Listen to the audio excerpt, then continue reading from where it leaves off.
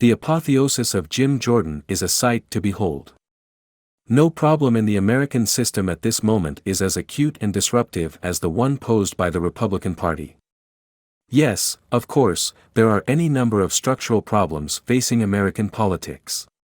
Our system of elections, first past the post-voting, the Electoral College, single-member districts and partisan gerrymandering, feeds into and amplifies our partisan and ideological polarization.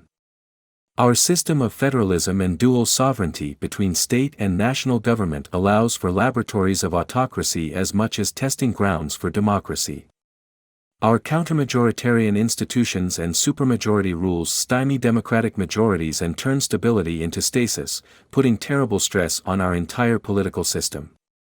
But it's hard to deal with any of those, or even just live with them, when one of our two major parties is on a downward spiral of dysfunction, with each version of itself more chaotic and deviant than the last. For years, it has been evident that the Republican Party can't govern. When Donald Trump was in office, it was revealing to see the extent to which Republican majorities in Congress struggled to write and pass any legislation of consequence. To wit, after an unsuccessful Herculean lift trying to repeal the Affordable Care Act and a successful effort to cut taxes, the lowest hanging fruit on the conservative menu, congressional Republicans essentially stopped legislating until they were dislodged from control of the House in the 2018 midterms. What's become clear of late, in the midst of the chaos that has left the House without a speaker at a particularly fraught moment in foreign and domestic affairs, is that Republicans are as unable to organize themselves as they are incapable of leading the affairs of state. The worst of the problem of the Republican Party, however, is evident in the rise of Jim Jordan and the ascendance of the insurrection wing of the party, with only modest opposition from supposedly more reasonable Republican lawmakers. Representative Dan Crenshaw of Texas, for example, has a reputation for being reasonable. He is staunchly conservative, but his feet are mostly planted in reality. Crenshaw has been publicly critical of the most disruptive and intransigent members of the House Republican Conference, especially those in the House Freedom Caucus, and even wrote an essay in the Wall Street Journal condemning the effort to overturn the 2020 presidential election. A small gesture, all things considered, but still more than most of his colleagues could manage. Crenshaw seems like the kind of Republican who would oppose Jordan's bid to be Speaker of the House. Jordan, first elected to the House in 2006, is a far-right ideologue and conspiracy theorist whose most notable accomplishment in office was helping to organize his fellow ideologues and conspiracy theorists into the House Freedom Caucus in 2015. Jordan, who represents the 4th District of Ohio, was one of Trump's leading supporters in the months leading up to and following the 2020 presidential election, accusing Democrats, repeatedly, of trying to steal the election. Jim Jordan was deeply involved in Donald Trump's anti-democratic efforts to overturn the 2020 presidential election. Thomas Joscelyn, one of the authors of the final report from the House Select Committee investigating the January 6, 2021, attack at the Capitol, told CNN last week. Jordan also helped organize congressional opposition to counting Biden's certified electoral votes. None of Jordan's efforts were rooted in legitimate objections. He simply sought to keep Donald Trump in power, contrary to the will of the American people. Crenshaw's stated contempt for exactly the kind of rhetoric and behavior exemplified by Jordan has not, however, stopped the Texas Republican from backing his colleague from Ohio for Speaker of the House. In an interview on Sunday with CNN's Jake Tapper, Crenshaw claimed that Jordan had become part of the solution, not part of the problem with regard to the chaos among House Republicans, and dismissed Jordan's contempt for the law and attempt to overturn the presidential election as non-issues. "If I held that grudge, I wouldn't have friends in the conference," Crenshaw said. "I was on an island there."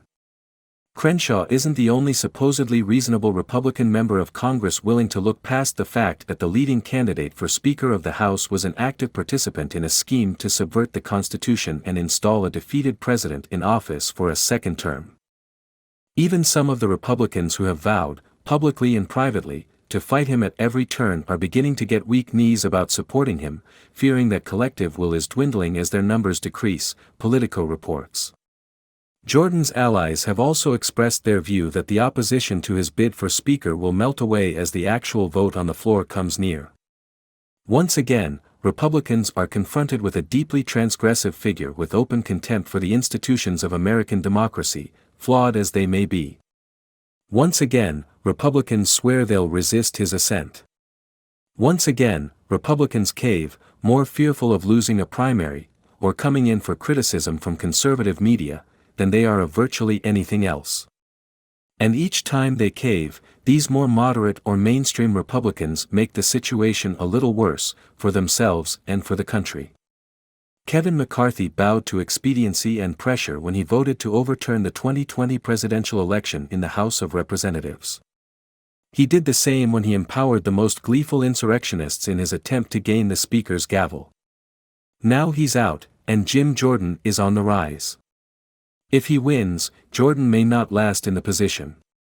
The kind of speaker who must twist arms and make threats using conservative media to win the job is, in the modern House, not the kind of speaker who survives long beyond the next election cycle, even if his party holds its majority. Who will replace Jim Jordan if and when he falls? It could well be someone worse. And it will probably be someone worse, because there is nothing happening inside the Republican Party right now that can keep it from falling even farther into the abyss.